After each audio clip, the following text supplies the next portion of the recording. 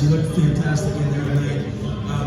You landed some monster shots in there. Are you a little disappointed you weren't able to get the finish? I mean, he's a tough guy. You can't be disappointed. I left it all out there, and I mean, kudos to him. He's a tough opponent, and that just gives me excitement because that means there's a lot more to come. I mean, I'm not anywhere near the peak or the pinnacle, so I'm super excited about it.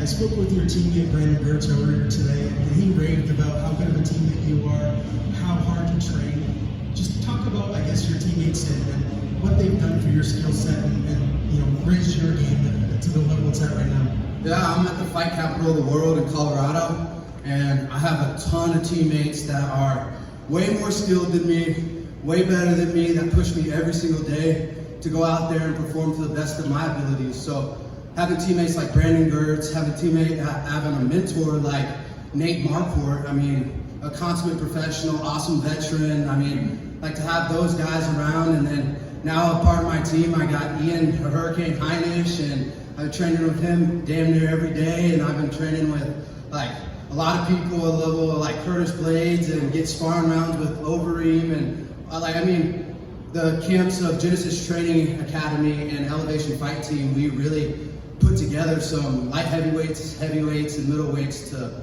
push me and all the other guys to the best of their ability, and it's freaking awesome.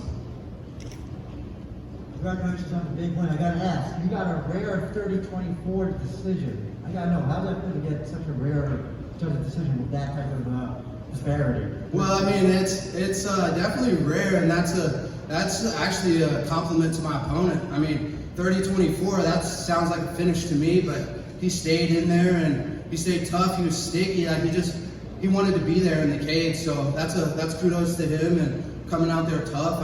It's a tough sport, and that's just back to me on the drawing board, and I got to recognize the positions and finish the fight.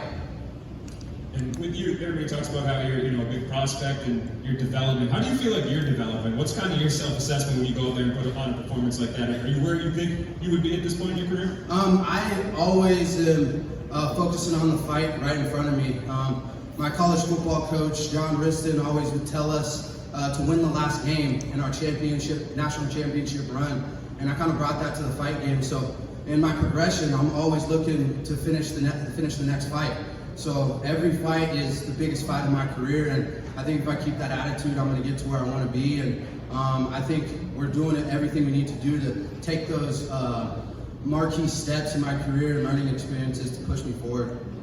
And I know this win just happened moments ago, but where do you think you go from here? What are you looking at next? Are you looking to take some time off, get back in there soon? I mean, it's always funny when people ask about time off, but right now I really feel for everybody out there in the world that doesn't have the opportunity to work, or the coronavirus has really uprooted a lot of people's lives. So it would be absolutely selfish of me to have an opportunity to continue to work and not do it. And I have an awesome opportunity, and I'm just going to continue to put on shows for all of my fans and gain more fans, and I want to bring everybody along for the ride, especially during such hard times.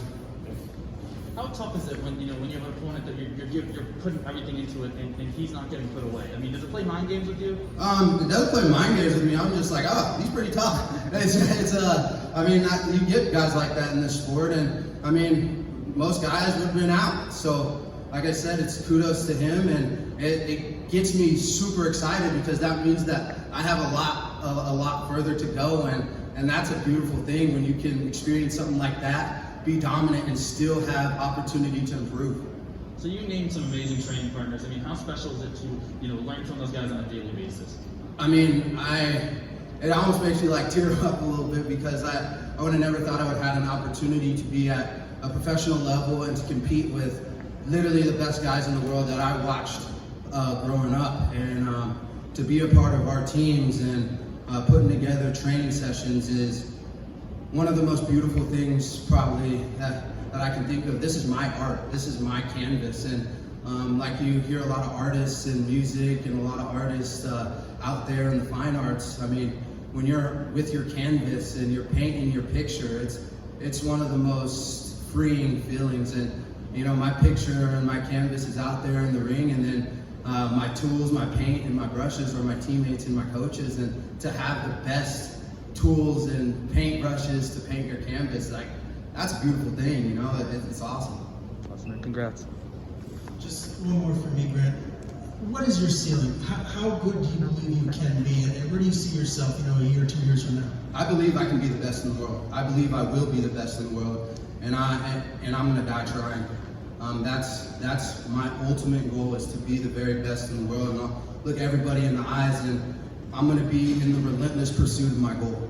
Absolutely relentless. And so every guy in front of me, I respect my opponents and I respect everything that they do, but no one's gonna work harder than me and be as relentless in the pursuit of the goal as me, and I'm gonna be the best in the world.